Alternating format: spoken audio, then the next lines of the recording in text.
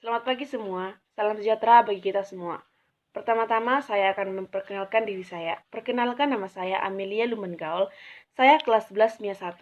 Di sini saya akan meresensi sebuah novel dengan judul Sengsara Membawa Nikmat.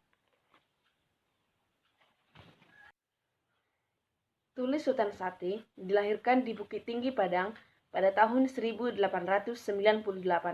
Semasa hidupnya, beliau pernah menjadi seorang guru. Keahlian mengarangnya kian terasa di saat dia pernah menjadi salah satu redaktur di penerbitan milik Belanda. Tulis Sultan Sati meninggal pada masa penjajahan Belanda, tepatnya pada tahun 1942. Tulis Sultan Sati juga menulis jenis roman dan syair. Salah satu bentuk asli contoh roman yang ditulis oleh Sultan Sati adalah Sengsara Membawa Nikmat, menggambarkan suatu daerah yang tidak jauh dari Bukit Tinggi. Di daerah tersebut hiduplah seorang pemuda yang bernama Midun yang berusia kurang lebih 20 tahun. Memiliki ciri-ciri pemimpin, bersikap baik dan juga sangat disenangi oleh masyarakat setempat. Tidak laratkah engkau, Midun? Tiba-tiba ada suara yang lewat dari halaman sambil ke arah surau. Lalu Midun menjawab, "Tidak, Maun." Lalu tiba-tiba Midun pun bertanya kepada Maun, "Dari manakah engkau, Maun?" Lalu Maun pun menjawab, "Saya dari pasar." "Tidakkah engkau tahu bahwa sekarang akan ada sebuah permainan raga yang diadakan di lapangan?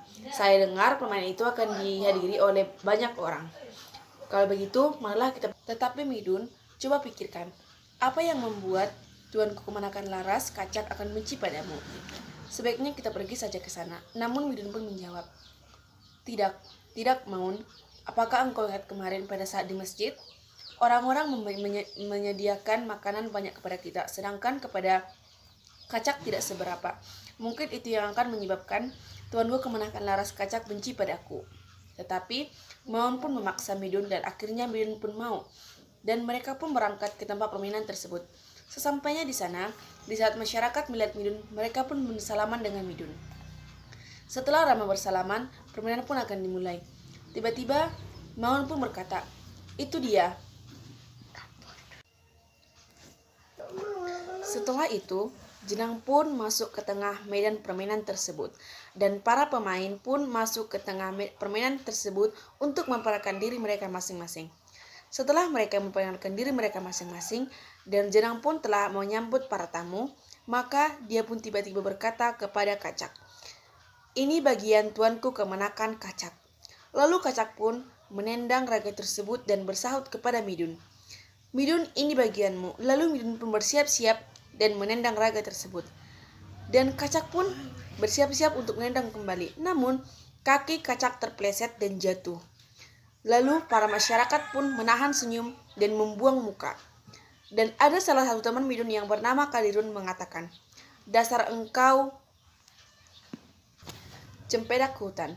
Mendengar setiap ejekan dari para masyarakat, Kacak pun malu dan muka merah dan berpucat.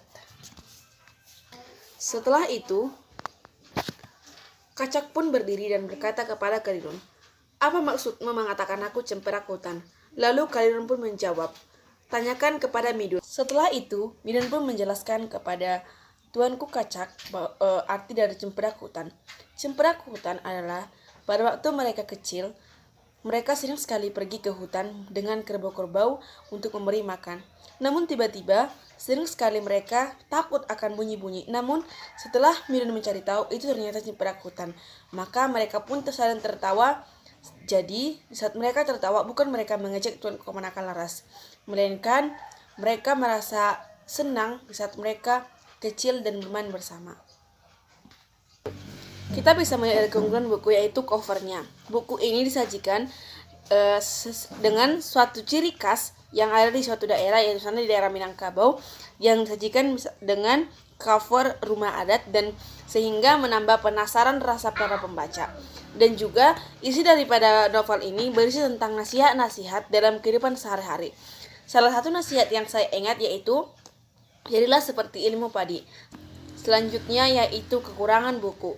Kekurangan buku bisa kita lihat dari isinya. Kalimat-kalimat yang ada pada isinya ini tidak mengalami hubungan antara satu dengan satu yang lain, sehingga para pembaca sulit untuk mengerti suatu kalimat.